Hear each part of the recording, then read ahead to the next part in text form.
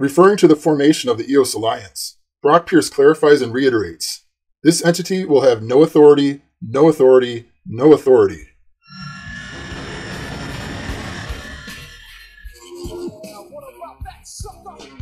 Welcome to EOS Weekly, your number one source of EOS news. Today is Wednesday, August 15th, and the title of this week's episode is 3 Issues Spark Heated Debate. So let's get into this week's updates, starting with corrections. In last week's episode, we described the new REX model that would enable investors to rent out unused EOS tokens for a profit. There's something we said in that episode that was wrong, and we want to correct it now. In that episode, we said that this would replace the existing model of staking EOS for CPU and net resources. We said you would no longer be able to access CPU and net simply by holding EOS, and that you need to use this new rental model in order to access these resources. One of our viewers pointed out that this was inaccurate. The rental model being proposed by Dan Larimer would merely be a new option as a way for DApp developers to procure CPU and net, but would not replace the existing model. Thank you to the viewer Stinger who pointed this out to us. We researched this and Stinger is correct. The owner model that exists today would not be replaced by the rental model. The rental model is simply adding another option and is not taking any options away. We are very excited to start getting this kind of dialogue going with our growing community of viewers. And please add a comment below if anything we say here is confusing or inaccurate. We will open the following episode with any corrections or clarifications. You can also reach us on Twitter. Our Twitter handle is @EOSWeekly. So let's move on to headlines. There are 3 main topics being debated in the EOS Telegram chats and on the EOS Go forum. Portions of the community seem to be pretty entrenched on one side or the other when it comes to these issues. Our goal in this episode is to present what is being debated and give you some of the reasoning behind each side of the argument. The first of the 3 is the existence of the worker proposal system. Currently, 4% inflation is going into the EOSIO savings account, which would go towards worker proposal projects voted on by EOS token holders once that system is in place. It is being discussed whether we should get rid of the worker proposal system altogether and burn those tokens in the EOSIO savings account. The reasoning behind those in favor of scrapping the worker proposal system is that it could become a money printing press for whales. Given the disproportionate amount of EOS held by a small percentage of accounts, whales could potentially abuse the system if it is not implemented with the right protection mechanisms in place. This is the main concern. A further beneficial effect of dropping the worker proposal system is that the amount of inflation would be reduced from 5% down to 1%.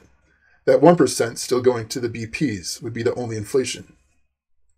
This, less inflation, would obviously be good for the EOS token price. Those opposed to scrapping the worker proposal system, in other words, those who want to keep it as is, have some good points as well. First off, there's the point that it's too early to give up on it. There's been some good work that is still underway on how we could manage the funds in a way that would limit the risks of abuse. For example, in this post on the EOS Go forum, it suggests the creation of an emergency committee that would use the worker proposal funds for urgent projects like GitHub repository management, security testing, bug bounty programs, a worker proposal oversight committee, and for the ECAF, which is the EOS Core Arbitration Forum.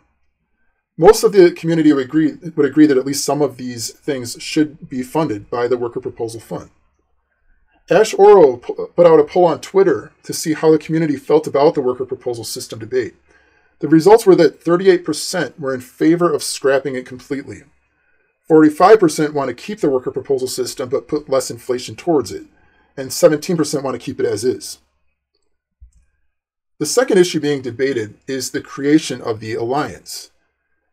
There's been a few attempts to form a similar type of group, but this most recent incarnation started on July 23, 2018, at the EOS Family Day conference in Shanghai. Brock Pierce gave a talk on that day where he introduced the EOS Foundation. This group has since been renamed to Alliance, and the name may change again, but it's the same group and the ideas and the people behind it remain the same.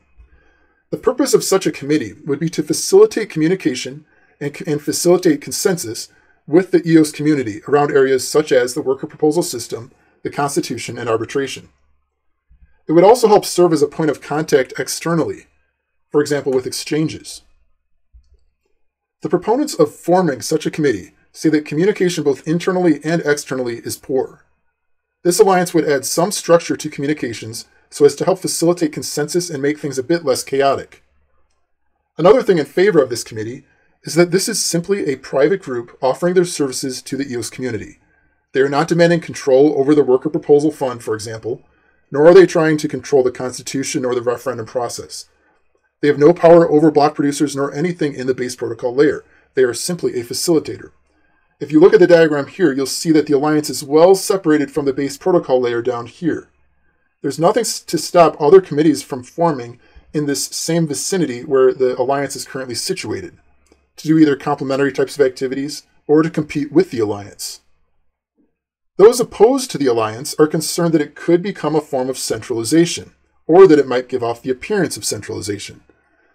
There's also the concern that if the alliance has some strong opinions or an agenda, that they might have undue influence over the EOS ecosystem. There's a press release from the EOS Alliance going out on August 18th. Kevin Wilcox from EOS Go and Adriana Mendez from Cypherglass announced this in the Telegram chats. The Brock Pierce videos in the show notes would be a good place to familiarize yourself with the Alliance. The third and final hot topic being debated is what level arbitration should be at. It is somewhat of a given that we will, at the very least, have arbitration at the application layer. What this means is that when two parties agree to use arbitration in the event of a dispute, arbitration is used and can reference the Ricardian contract, which is a human-readable version of the intent of the code, which will help the arbitrator make a ruling on the case, for example, if there was a bug in the code. It's not really a question whether we'll have this type of arbitration. DApp users should be free to use arbitration at this level, should they choose to. And the DApp can be set up to facilitate the agreement between the two parties to use arbitration. The question at hand is whether we'll also have arbitration at the base protocol layer down here as well. If you remember back to right after the launch, the ECAF was giving orders to the block producers to freeze accounts. The difficult thing with arbitration at this lower base level is that the two parties did not necessarily agree to use arbitration. And arbitration really only works when both parties agreed to enter arbitration voluntarily and abide by its ruling. This then comes back to a constitutional question, because those in favor of base protocol level arbitration say that we could put the agreement to use arbitration in the Constitution, and then say that anyone using the blockchain is agreeing to the Constitution and agreeing to use arbitration for disputes simply by using the blockchain. In the coming weeks, we're going to have this referendum contract functionality in place. It's currently being worked on by EOS Nation, Greymass, and EOS Canada, but it's not ready just yet. Having this in place will enable the EOS token holders to propose and vote on constitutional changes. One of the first big things that will be voted on is what level arbitration should be at. Should we leave it out of the Constitution and keep it at the application layer, or try to bind all blockchain users to arbitration by putting it into the Constitution? Dan Larimer has made his opinions clear on two of these three issues. He believes we should, one, scrap the worker proposal system and burn the EOS.io savings funds, and two, we should keep arbitration at the application layer, not in the base protocol. He hasn't made any strong stances just yet on the alliance. Moving on to EOS events. There was a virtual conference held yesterday and today on August 14th and 15th. This was a 24-hour webcast organized by 100x, EOS Sys, EOS Canon, EOS Go, Meet.1, and Tulip. The webcast is currently underway, but we suspect you could get the highlights by following @EOSignite on Twitter. We'll also share any highlights in next week's episode. The next big in-person event is an EOS Hackathon in London on September 22nd and 23rd. And the exciting news that came out this week around the London Hackathon is that Dan Larimer himself will be one of the judges at the hackathon. Brandon Bloomer, the CEO of Block One, will also be there. Dan has been hinting at some exciting announcements being made at this London Hackathon. We suspect it'll be something related to the projects they've been working on over there at Block One.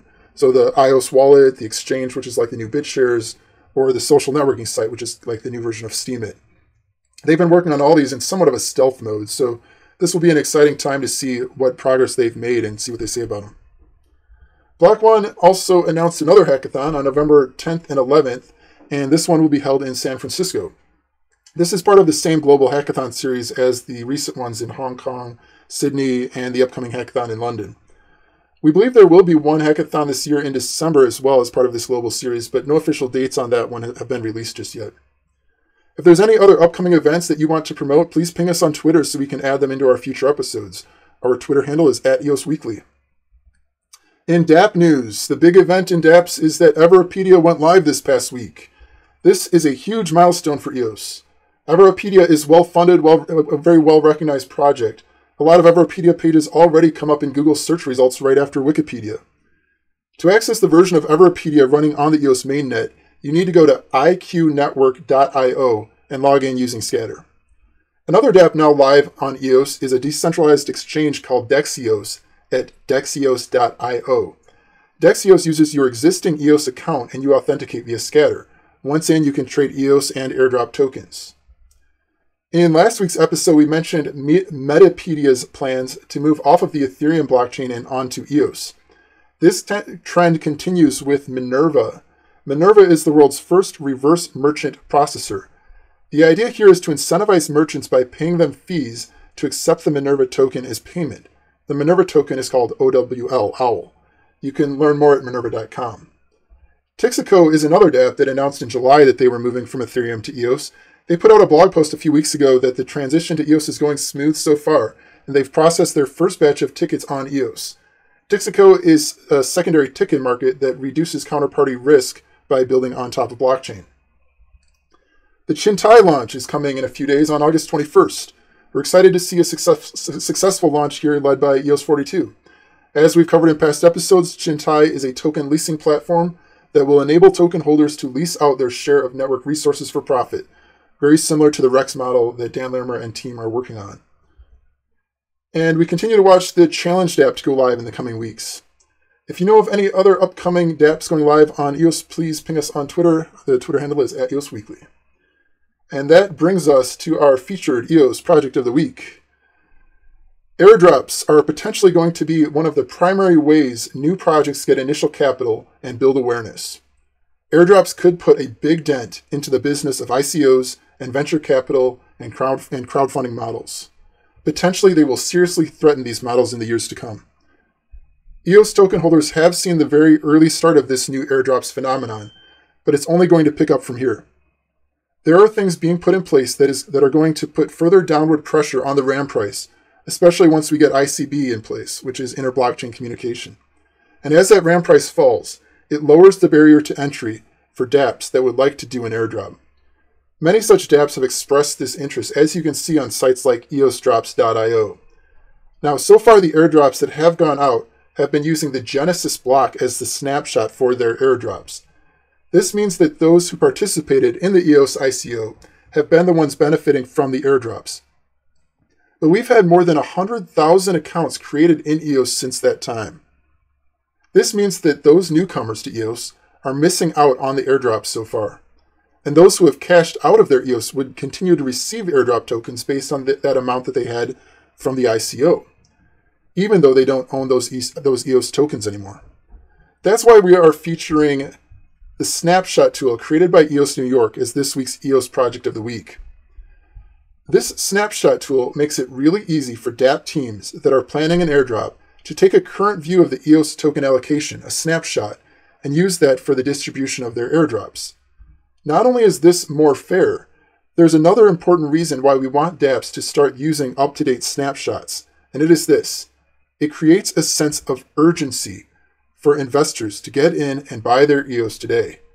As more and more airdrops start going out, and people realize that just by holding EOS, these airdrops will land in their account, but that until they buy their EOS, they are going to miss out on any airdrops. Anybody who's thinking about buying EOS will have a reason not to wait. Do you want to wait for the price to go down a little bit more before buying your EOS? You could, but who knows how many airdrops you may miss in the meantime. Of course, none of this is financial advice, and please do your own research. But EOS New York deservedly ranks as one of the top block producers due to their leadership and contributions like this tool. And we wanted to help spread the word about the Snapshot tool because we believe this tool is healthy for the overall EOS ecosystem. Congratulations to EOS New York and their Snapshot tool for being featured this week's EOS Project of the Week. If you would like to nominate a great EOS project to be recognized here, please ping us on Twitter. Our Twitter handle is @EOS Weekly. That's it for this week's episode of EOS Weekly. Please like and subscribe if you found this content informative and you want to continue to stay current on EOS as this revolution unfolds. Thanks, and we'll see you next week, right here on EOS Weekly.